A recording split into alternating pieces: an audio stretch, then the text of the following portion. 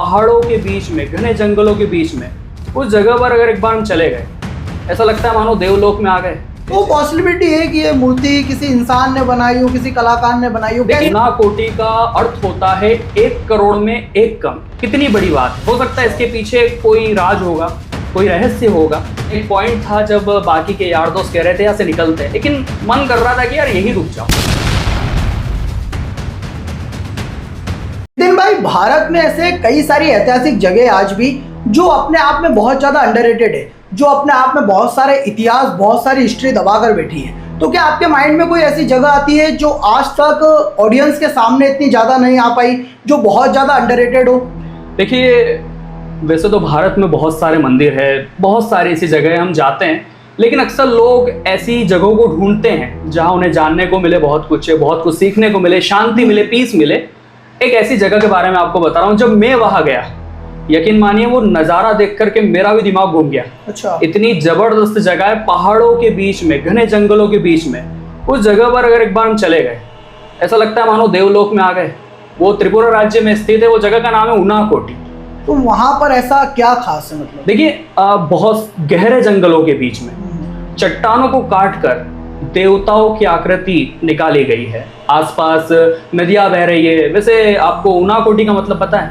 हमने इसे आज तक सुना तो नहीं है इसके बारे में। देखिए, उनाकोटी का अर्थ होता है 1 करोड़ में 1 कम। कितनी बड़ी बात है। हो सकता है इसके पीछे कोई राज होगा, कोई रहस्य होगा। यानी कि 99,99,999। आखिर इतनी ही वहां पर मूर्तियां क्यों है? क्या रहस्य है? तो वहां पर इतनी सारी मूर्तियां हैं। बिल्कुल बिल्कुल बिल्कुल। देखिए, इसके पीछे बहुत सारी स्टोरीज है। वैसे 2 जो स्टोरी है वो खास मानी जाती है उनाकोटी के बारे में। वहां पर 1 करोड़ में 1 मूर्ति कम है ना। और सभी मूर्तियां बहुत सुंदरता के साथ अलग अलग चट्टानों पर आप देखेंगे। जब मैं वहां गया तो मैंने भी देखा, जहां हम रुके वहां पर हमें एक नई मूर्ति देखने को मिल जाती। हम कहीं दूर खड़े थे, वहां से हमें विशाल शिव जी की आकृति में एक मूर्ति देखने को मिली, जिसे वहां पर उनाकोटेश्वर काल भैरव कहा जाता है। ये 30 फीट की प्रतिमा है शिव जी की, और वो एक बड़े चट्टान पर है। और 10 फीट का तो उसका हेड ही है, मुकुट ही 10 फीट का है। सोचिए वो नजारा क्या वहां बनता होगा, कितना जबरदस्त बनता तो ये जो बता रहे हैं आप कि 1 करोड़ में 1 कम, तो पॉसिबिलिटी है कि ये मूर्ति किसी इंसान ने बनाई हो, किसी कलाकार ने बनाई हो। कैसे बनी है? चीजों के 2 नजरिए होते हैं। एक नजरिया विज्ञान की दृष्टि से होता है, जो इन बातों पर अक्सर विश्वास नहीं करता। लेकिन एक अध्यात्म होता है। हमारे पुराने जमाने के ऋषि मुनि थे, उनकी तपस्या में भी बल था। और बहुत सारे ऐसे चमत्कार भी हुए हैं जो हमारे भारत में देखने को मिलते हैं। एक जो खास स्टोरी जो उनाकोटी के बारे में प्रचलित है कि एक बार भगवान शिव देवताओं के साथ काशी की ओर बढ़ रहे थे। उनके साथ तकरीबन करोड़ों देवता थे, है ना। तो रात्रि के समय वे लोग इस स्थान पर रुके, जिसे हम आज उनाकोटी कहते हैं। तो रात्रि के समय वे लोग वहां रुके, तो शिव जी ने उन्हें एक आदेश दिया, है ना। आदेश उन्होंने ये दिया कि आपको सूर्योदय से पहले उठना होगा, क्योंकि हमें अगली जो यात्रा काशी के लिए आगे प्रस्थान करनी है वो सूर्योदय से पहले करनी है। लेकिन देवता जो थे वो सूर्योदय के पहले उठ नहीं पाए। और महादेव का तो फरमान था कि अगर हम सूर्योदय से पहले आप उठ गए तभी आगे बढ़ेंगे। तो सुबह सूर्योदय से पहले महादेव तो उठ गए और वो काशी के लिए प्रस्थान कर गए। और जो देवता वहां उनके साथ थे, जितने भी थे, कहते हैं वो 99,99,999 थे। तो वे सभी देवता वहां पत्थर के बन गए। तो ये एक विशेष मान्यता वहां की है। और आप देखेंगे वहां पर शिव जी के साथ साथ गणेश जी की कई प्रतिमाएं हैं, साथ में माता जी की है, साथ में नरसिंह भगवान की, हनुमान जी की, अलग अलग और अलग अलग ऐसे देवताओं की है, जिनके चेहरे देखकर आप एक असमंजस में पड़ जाएंगे कि ये कौन है। मतलब बहुत सारे राज वो जगह अपने अंदर समेटे हुए हैं। तो ये कोई गांव है, कोई प्लेस है, या कोई मंदिर टाइप जगह है? देखिए, मुख्य तौर पर एक खुले आसमान के नीचे खुली जगह, जहां अक्सर इंसान जाता है एक शांति प्राप्त करने के लिए। क्योंकि देखिए, खासकर महादेव ने, अगर देवताओं ने उस जगह को रात्रि विश्राम के लिए चुना था, तो उस जगह का वातावरण, उसका एक एटमॉस्फेयर, उसकी एक कितनी ज्यादा ऑरा, उसका कितना डिफाइन, कितना शुद्ध होगा। मतलब जब हम लोग वहां गए तो हमें बड़ी ही शांति, बड़ी रिलीफ वहां पर हमें फील हुआ। वहां जाने के बाद, पहुंचने के बाद ऐसा लगा मानो हम किसी दूसरी दुनिया में आ गए हो।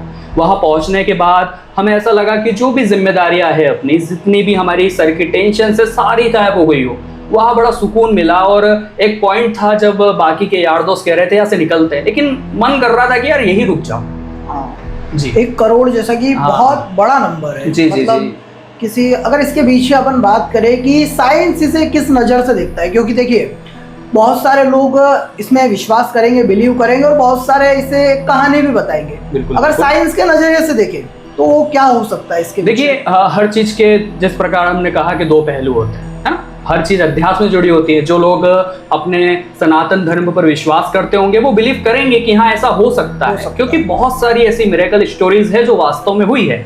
लेकिन अगर मान ले बात विज्ञान पर अड़ जाए, है ना, कि ऐसा कैसे हो सकता है कि 1 करोड़ वास्तविकता में जो इंसान वहां मौजूद होता है वो जब उस नजारे को देखता है कि चारों ही ओर मूर्तियां ही मूर्तियां है, आखिर कोई इंसान ऐसा कैसे करेगा? और क्या अकेला कोई इंसान ऐसा कर सकता है? क्योंकि हाथ से बनाना या किसी कलाकार को बनाना, तो ये चीज इसके पीछे एक और स्टोरी आती है ना। ये जो हमने अभी आपको महादेव वाली जो स्टोरी बताई थी वो आध्यात्मिक होती है, लेकिन लोक मान्यता है, जो लोक गाथा है वहां की चलती है। कहते हैं कि एक कालू नाम का शिल्पकार था, है ना, वो महादेव का बड़ा भक्त था। माता पार्वती महादेव का बड़ा भक्त था। अब उसे एक समय पर एक उसके गुरु मिले, साधु मिले, और उसने उनसे कहा कि मुझे कैलाश जाना है, मुझे महादेव के पास जाना है, मुझे कोई रास्ता बता दीजिए आप जिससे मेरी इच्छा पूरी हो जाए, है ना। तो साधु ने उसे गाइडेंस दिया, उसे कहा कि आपको ना पूरी रात में जग करके 1 करोड़ मूर्तियां भगवान की बनानी है, और ये आपने काम करके दिखा दिया।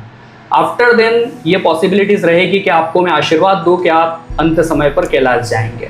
उस शिल्पकार ने रात भर प्रयास किया, लेकिन कहते हैं कि वो 1 करोड़ मूर्तियां बनाने में सक्सेस रहा, लेकिन वो एक मूर्ति कम बना पाया।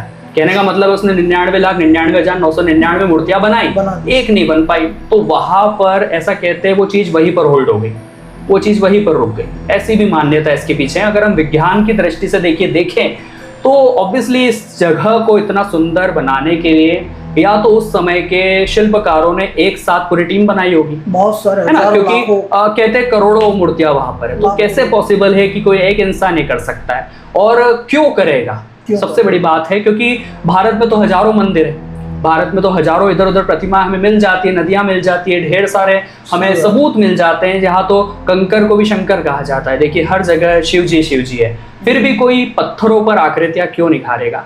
इसे हम विज्ञान की दृष्टि से इतना सा ताल्लुक समझ सकते हैं कि जरूर यहाँ ढेर सारे शिल्पकार आए हों और एक साथ उन्होंने ऐसा फैसला किया हो, महादेव की कृपा उनके ऊपर हुई हो कि हम ये प्रयास करेंगे।